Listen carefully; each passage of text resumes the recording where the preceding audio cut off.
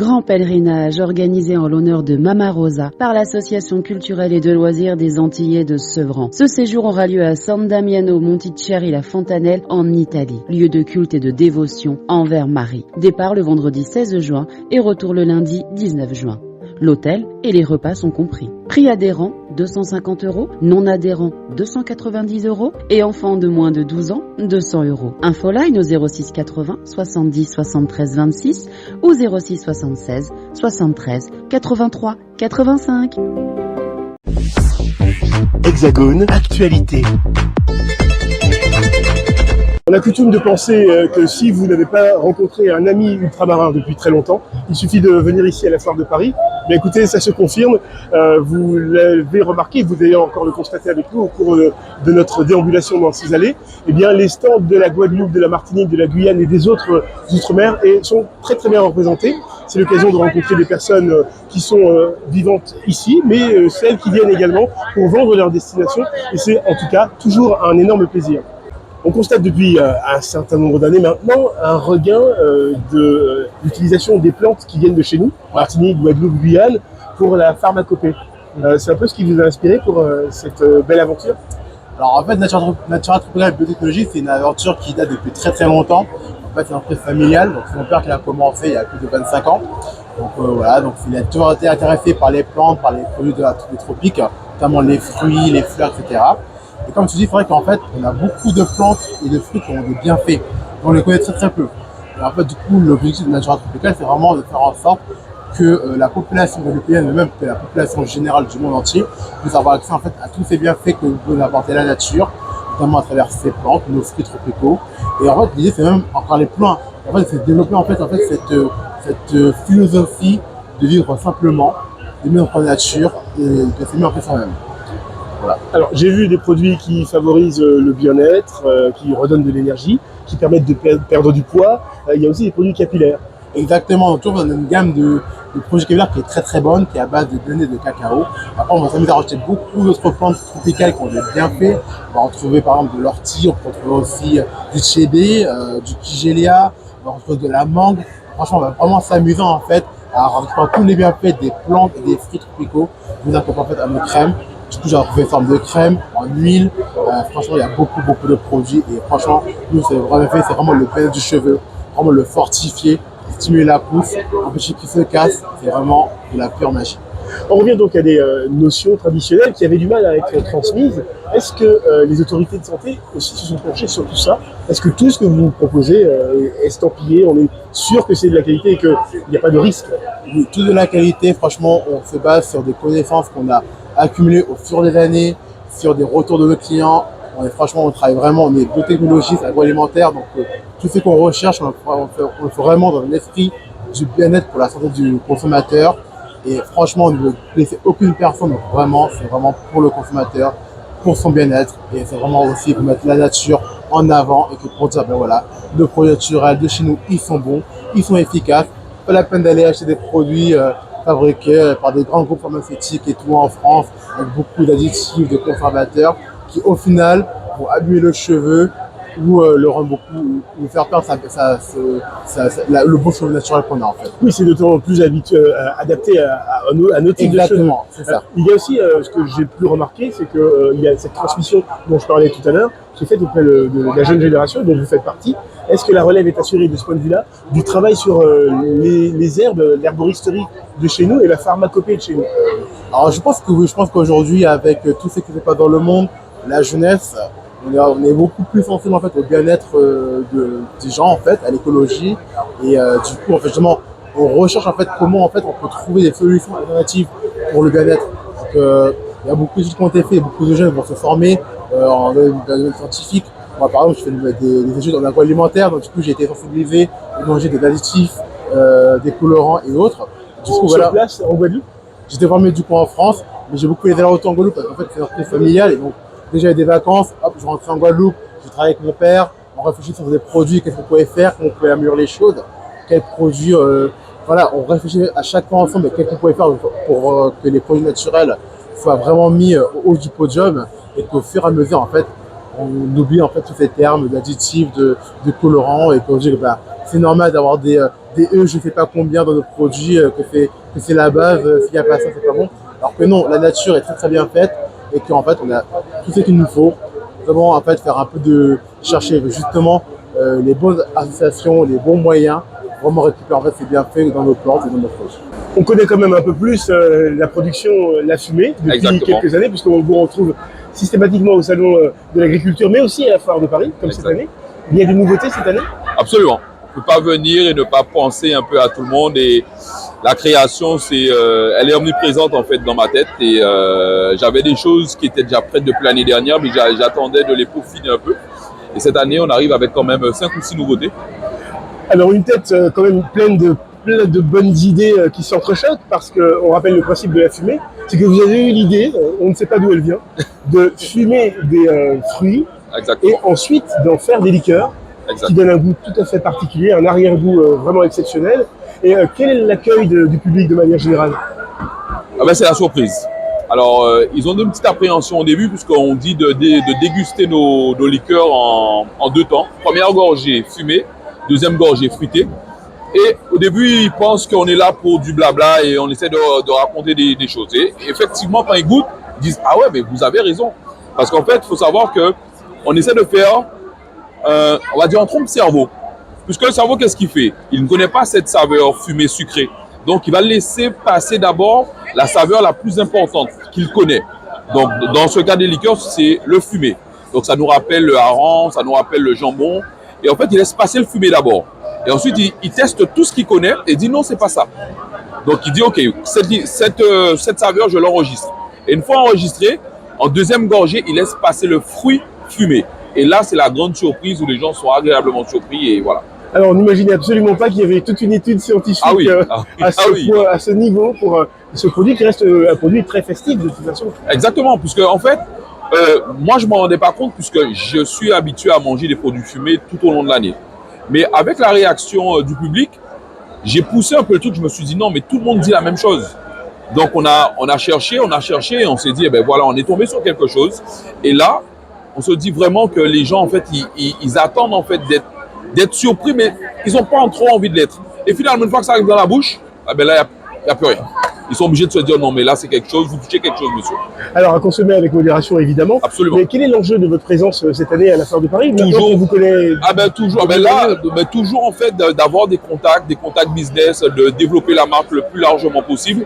Et toujours, on n'a pas encore de distributeurs sur Paris, de faire des échanges avec des gens sérieux, puisqu'il y a beaucoup de requins. Et comme on dit tout le temps, hein, le produit fait son chemin, on est là pour... C'est notre bébé, on le fait grandir et on verra là où ça nous mène. Alors vite fait, les nouveautés, les plus marquantes. Les plus marquantes, ben, on a le maracuja piment, on a le morido fumé et le planteur pimenté fumé. À découvrir. À découvrir. Sûr. Avec et modération, toujours avec modération. Mais... Ah oui, oui. Mais notre expérience, elle est vraiment fruitée. L'alcool nous sert de conservateur uniquement, puisque on veut vraiment faire les gens prendre conscience que le fruit peut être consommé de manière différente, mais qui peut être aussi intense dans l'alcool. Mais l'alcool, nous sommes vraiment de conservateurs, pas de... Hein, on se connaît déjà. Voilà, nous sommes toujours à la Foire de Paris avec un stand tout à fait exceptionnel et particulier pour cette édition 2023. Avec moi, Rudy de Nati Kilti. Nati Alors, Culture. que vous pas pisser crâne et pas faire jus de canne. gratter C'est crâne. une première ici. Non, c'est la troisième. Troisième quoi. Troisième dans la canne. Mais avant, on faisait l'artisanat. Voilà. Et alors, quand vous avez pisser, vous avez Nous avons gratté, nous avons affiché. Gratter pour retirer toutes les impuretés de la canne. Hein. Ouais. Au lieu de laver, gaspiller beaucoup d'eau, on la gratte comme ça, l'écologie. Hein. Il n'y a pas beaucoup d'eau utilisée. La canne, elle est propre parce qu'on retire la fine couche. Le jus après, donc après c'est pressé. Le jus il est pressé, du coup il est très clair parce qu'il n'y a pas la peau qui donne la couleur. Hein. Et c'est ça la qualité. Hein. Quand on mange la canne chez nous, on l'épluche. Alors moi, pour le faire le jus, je le gratte. Hein. Et comment le public perçoit ce produit? Mais demandez le public, hein. Le public, il est là, regardez la queue, filmez la queue. Il y a du monde. Ouais. Et alors, vous êtes resté stupéfait, non? voilà. Ah oui, absolument. Vous êtes venu avec suffisamment de Non, nous produits sommes basés en Europe, hein. Oui. En France, Mais pour la canne alors? La canne, elle vient de Guadeloupe, hein, du Lamentin, d'un planteur bio, hein, à Caféière Lamentin, Oui. qui nous envoie la canne de la Guadeloupe, hein, fraîche, hein, elle est arrivée hier, hein. Elle arrive au début du salon et on la garde tous les jours, hein. Voilà. Et là, depuis à peu près 10 minutes, vous êtes en non-stop là, hein? Oui, là. C'est toujours comme ça tous les jours? Tous les jours. Ouais. Eh bien, merci Rudy de nous avoir parlé de cette fabrication de jus de canne pratiquement en direct ici à la Foire de Paris. Oui. Merci beaucoup.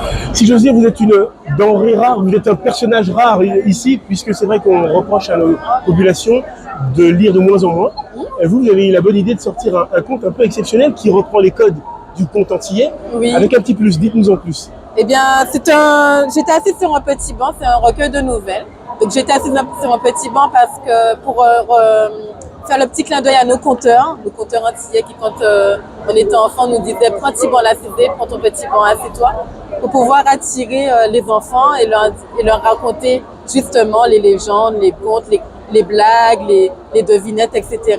Et dans ce petit livre-là, qui a reçu le prix Marie Scondé, le prix Fête Conte Marie Scondé en novembre 2022, je vous raconte l'histoire d'une petite fille justement qui a fait sur son banc, qui raconte un peu le quotidien des Antillais, qui rentre dans son imaginaire, mais qui revient toujours aux contes, aux légendes, aux personnages fictifs comme Timothée Volant, et qui illustre les expressions antillaises comme...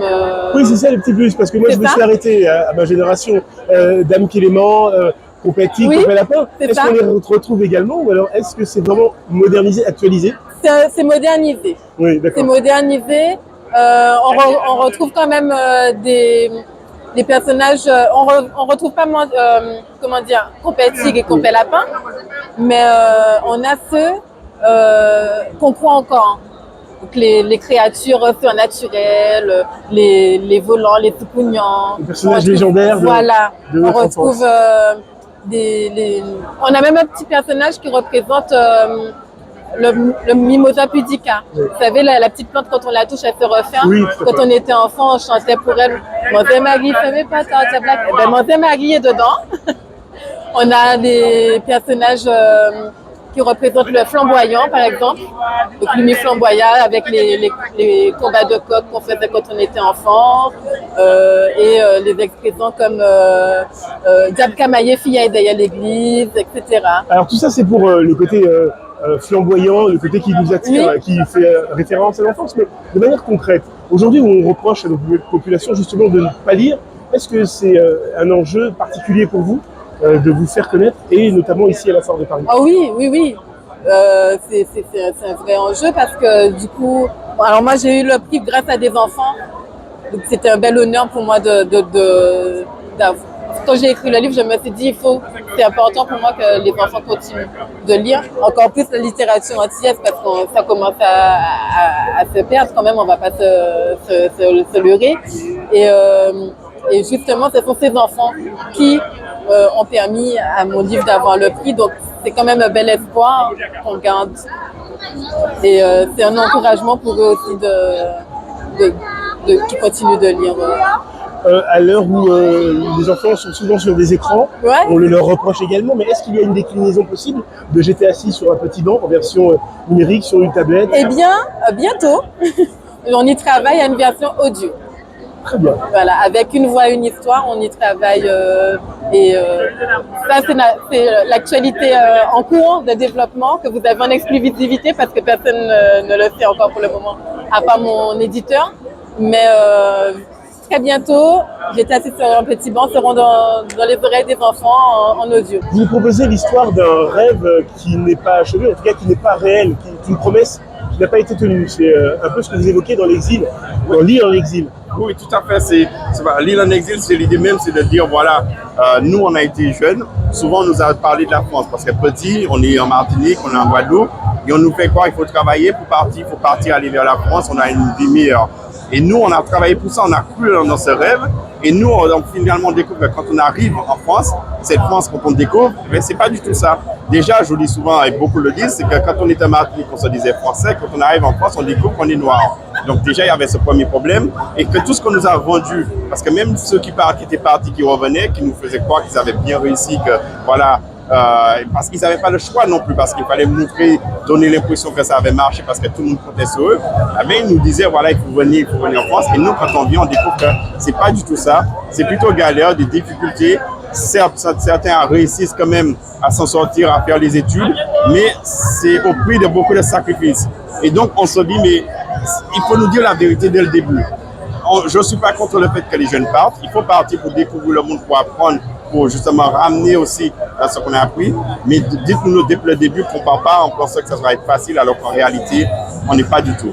Vous évoquez deux problématiques dans ce livre. C'est également donc, ce départ avec des fausses promesses qui ne sont pas tenues une fois arrivés ici en métropole, mais également le vieillissement de la population, puisqu'elle est justement des faits de sa jeunesse.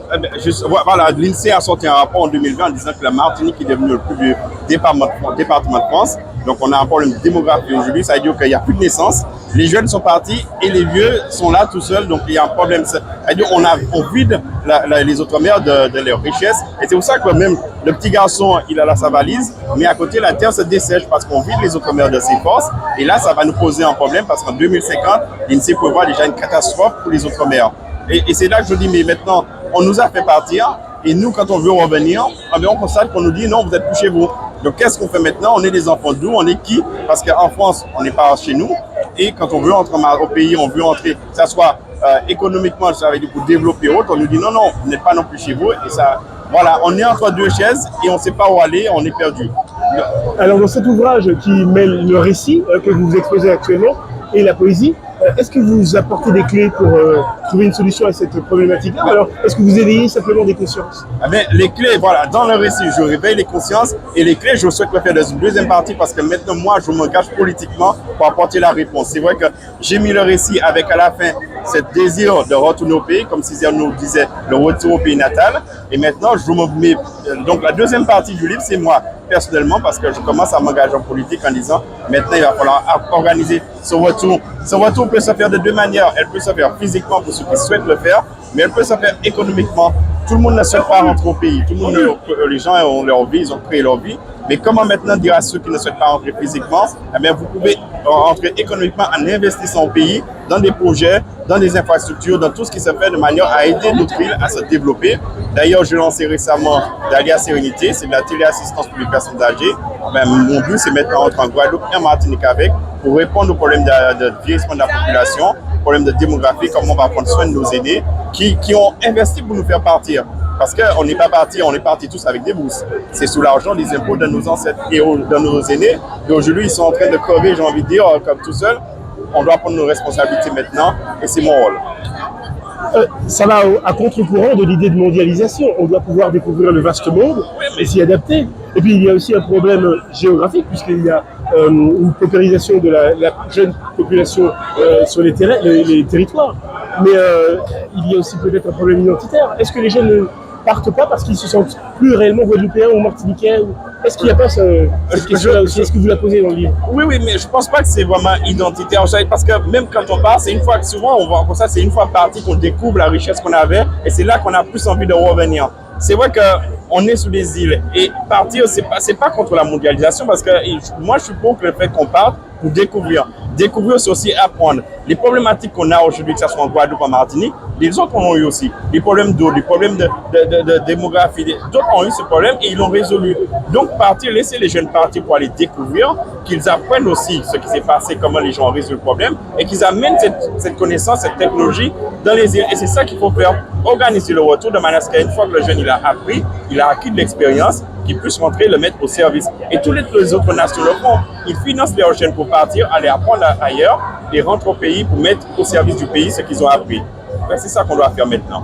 La population qui visite la foire de Paris, vous pensez qu'elle puisse être sensible à ce message-là, là, comme ça? Ça viendra, c'est bien que c'est une démarche qu'il faut, parce qu'on n'a pas fait ça depuis bien longtemps, on l'a d'ailleurs jamais fait, on ne s'est jamais organisé pour ça, mais il faut le faire maintenant, il faut faire que les gens puissent prendre conscience de la réalité du terrain que ce qui se passe dans nos îles, ce qui se passe, voilà, qui nous sommes et qu'est-ce qui nous attend d'ici 40 ans. La question qu'on peut se poser, c'est quel pays qu'on veut dans 40 ans, quelle Martinique qu'on aura dans 40 ans, quelle Guadeloupe, quelle Réunion.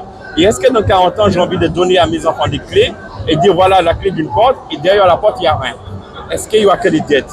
Ou est-ce que j'ai envie de donner des clés et dire à mes enfants voilà ce que j'ai fait, maintenant il n'y a pas de dette, il y a 2, 3, 4 marches, tu vas pouvoir faire le reste. Et c'est ça qu'on doit se poser. Donc il faut éveiller les consciences, faire prendre conscience aux jeunes et c'est pour ça que j'ai commencé, c'est le travail que je fais.